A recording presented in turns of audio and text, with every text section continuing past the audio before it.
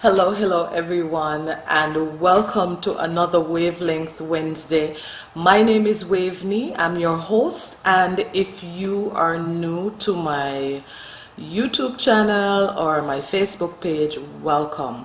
So every week I bring you tips and strategies that is geared towards connecting, inspiring, and influencing you to being your best in your job and or career, or both.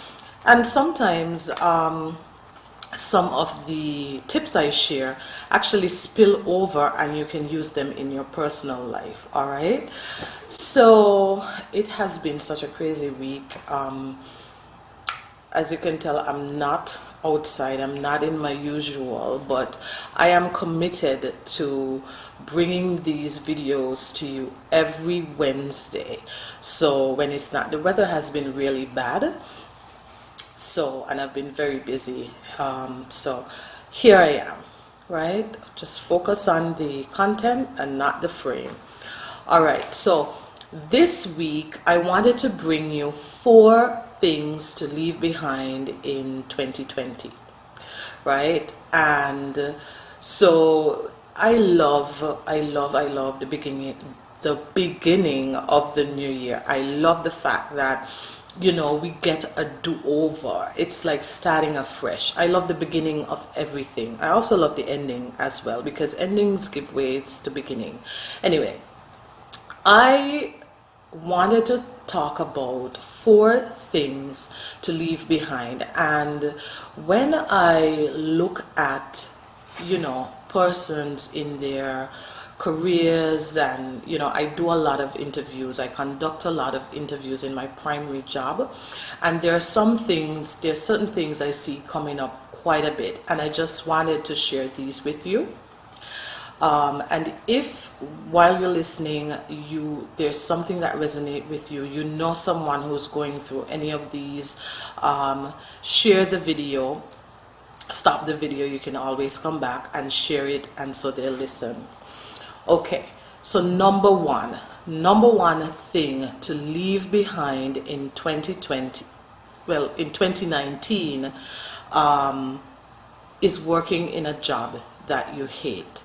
So we have, all employers are not created equal, all jobs are not created equal, and particularly for some persons who may have just finished with university or school, high school, it's your first job. For persons transitioning back into the world of work, you may have selected a job that you need to feed your family, right? And there's a job that popped up and you need to feed your family, and you took that job, but it is not the job that you like, it's not your passion, it's not your calling.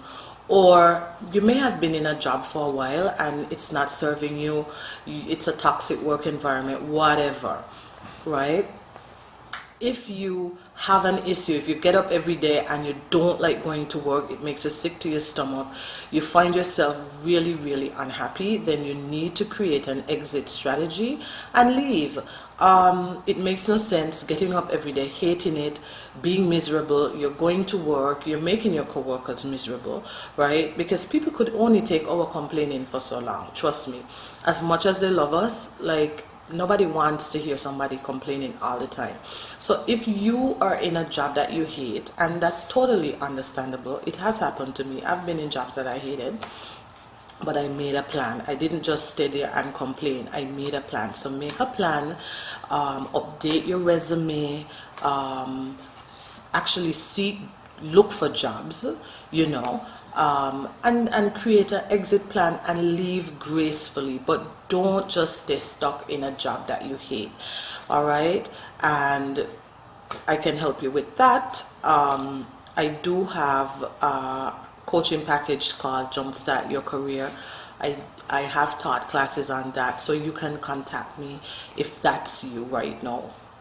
Okay, the second thing we're going to leave behind in 2019 is we're not going to allow the issues of others to affect our performance or our attitude. So what does that mean?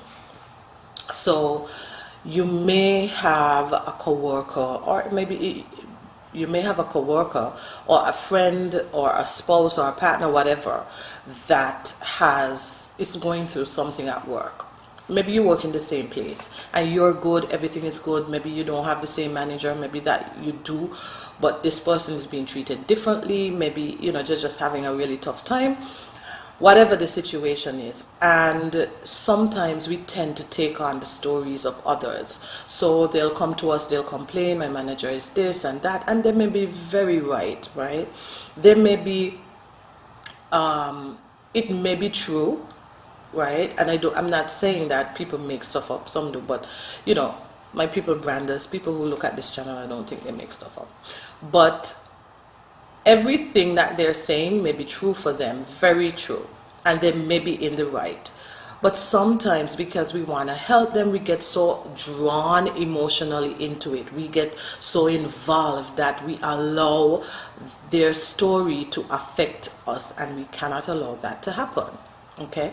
We can support them by providing a resource. We can support them by helping them look a next job. We can support them by finding someone that they can talk to. We can support them in other ways. But from the minute you find, for example, they may have a bad manager, you work at the same place, and all of a sudden you don't say anything to the manager is very friendly, and your work changes. You cannot allow that. And I've seen that so many times. We allow the stories of others to affect how we behave and influence our decisions, and that is not cool. That is very immature, and you're not helping the person really, because the two of you can't be all emotionally wrapped up.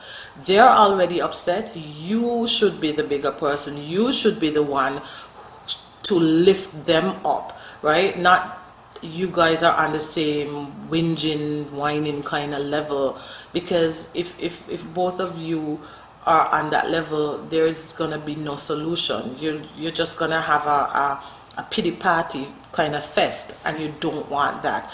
As well as a lot of the times people don't realize that their behavior can affect future jobs or roles or opportunities. There's some people that are very forgiving and they understand, but in my time, I've run across a lot of petty and unforgiving managers and leaders and stuff like that. And you have to be so careful, because your reputation is all you have. So you want to be professional. Don't get caught up in people's stories. There are other ways to help them. Getting caught up and having it affect your performance is not the right way to go.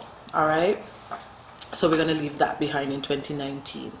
And then the third thing is master your craft. We're going to learn and grow even more. So let me use a job that most people look down on. So most people look down on people who are like janitors, or they're cleaning attendants or what have you, and that job is a noble job. For one, I would be bored out of my mind, and I don't have such an eye for detail. My eye for detail is in other areas, not that stuff. But these people, it's a noble profession. And so even if you are a janitor, whatever you are, wherever you are, you could be a lawyer. And I probably use that example because I just did a training with some law professionals. You could, whatever it is, you master your craft, continue learning. You have no excuse. There's so many different learning channels, like LinkedIn. If you're on LinkedIn now provides a learning space. There's another one called Udemy. There's another one called Skillshare. There are what is it, Coursera. Anyway, I think some of you know what I mean. But YouTube is a great resource. Don't stop learning. You have to keep learning. If you don't learn, you stay stuck and you die, and you don't have that competitive edge. And it doesn't mean to say, maybe some people don't want to become managers or supervisors, and I tell people that's okay. Maybe you don't want to own your own business, that's okay. You don't have to want those things, because everybody is different, and the world is made up of, that's what makes the world such an interesting place. But if you decide that you're gonna, you love cleaning, you're gonna be a janitor, or if you love being a waitress, or you love being a bartender, or whatever it is, you have to continue mastering your craft. So learn as much as you can about that. Provide, infuse your work with excellence, and just learn about it, right? And so in 2020, we want to move forward with learning, whatever that looks like. It could be a YouTube video a month. It could be something that you read. I know a lot of people don't like reading, and that's fine. But there are audiobooks. There's so many different ways to learn. So learn, right? Don't just stay stuck. Don't just stay stuck, right? And then the fourth thing is, don't leave a job. We're leaving that behind. Leaving a job because you disagree with a change or a policy. So, like I mentioned, I conduct lots of interviews in my primary job. And at times people come through, and I may say, okay, so tell me why you left your job. And they'd be like, oh, I didn't like this, or my manager moved me here and I didn't like it. And sometimes it isn't. I understand when people leave for toxic work environments. I understand if people leave bad managers. But even then, I have seen that people make a lot of emotional decisions. And you may say, you don't understand this. I do understand. I have, like, my first job, and my first job was hard. I had a horrible manager. She was horrible. I still remember her, and I can't call her name. She's probably still alive somewhere. But she was horrible, and I was very shy. Don't laugh. I was very shy. I still am very shy, but I'm getting more comfortable. I was very shy, very timid. It's my first job, and she was mean. Like, I would ask her a question, and she'd ask me back the question, and I was scared all the time. And this is one of the reasons why I founded the People's Brand, and this is the reason why when I conduct interviews, I have a very big heart. I have a very empathetic heart, because I understand, because I've been there.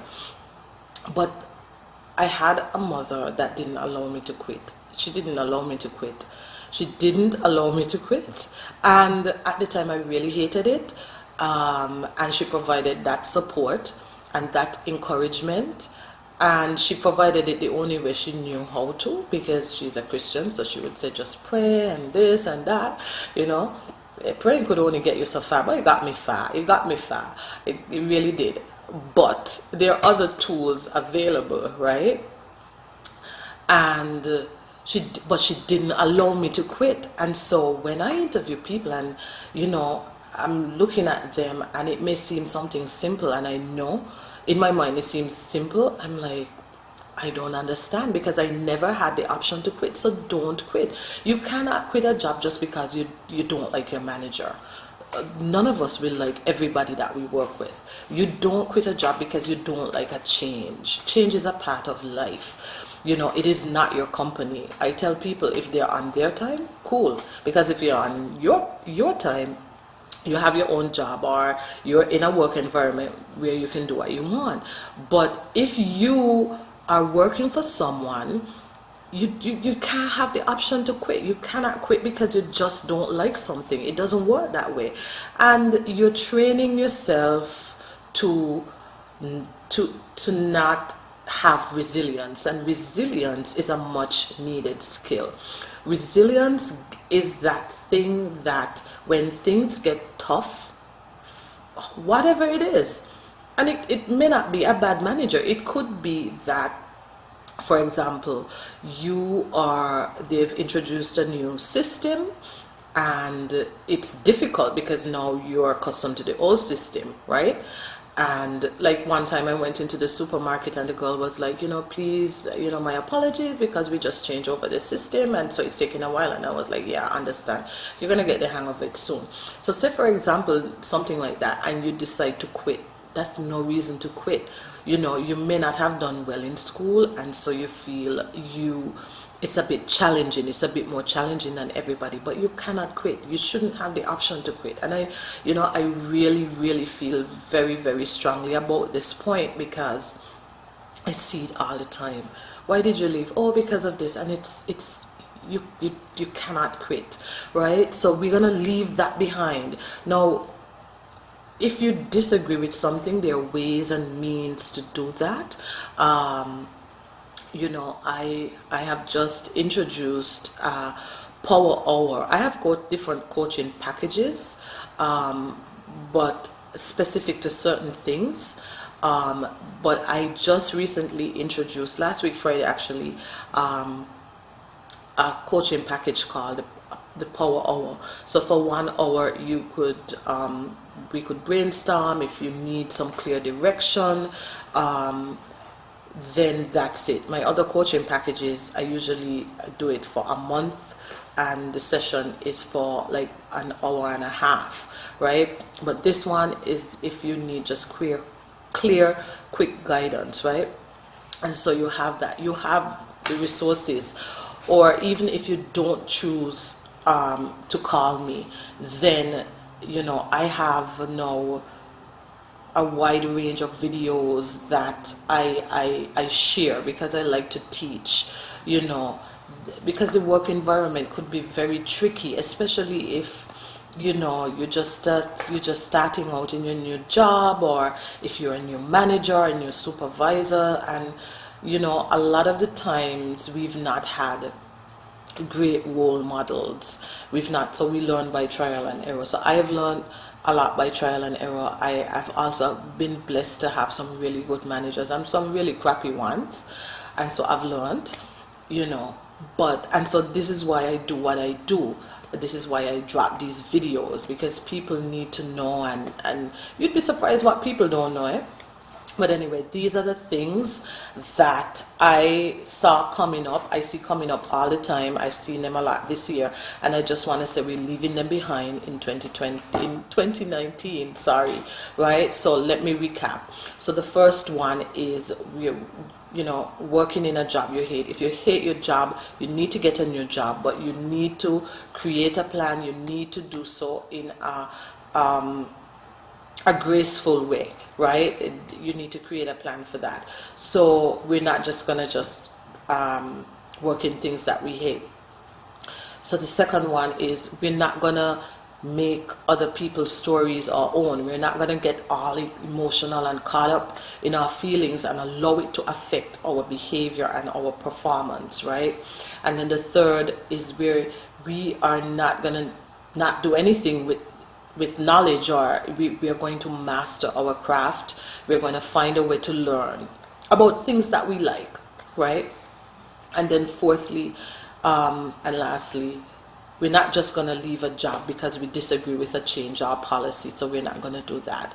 And so I wanted to share with you like these 4 things to leave behind. And again, if this is you, by now you realize that I'm a positive person. I'm about growth and development. I'm about empowering people. So I know that and you're still listening, I know that there's something inside you that wants to change and wants to grow. If you know somebody that can benefit from this video, you need to share it with them. And so that's it. That's all I have for you. And I will see you next week. Thank you so much for joining and for listening. And thank you for all your comments. Both when you comment below and you like and you share, and also when you see me in person. It means a lot. And if you have something that you'd like to share, like if you want to add something, say it in the comments below. And I'd be more than happy to if you have a question or just a comment. The other thing is, if you want to reach out to me, if you'd like to be coached by me, send me an email at hellowaveney@thepeoplebrandskn.com. I would really love to hear from you, and thank you for listening, and I'll see you next week. Bye.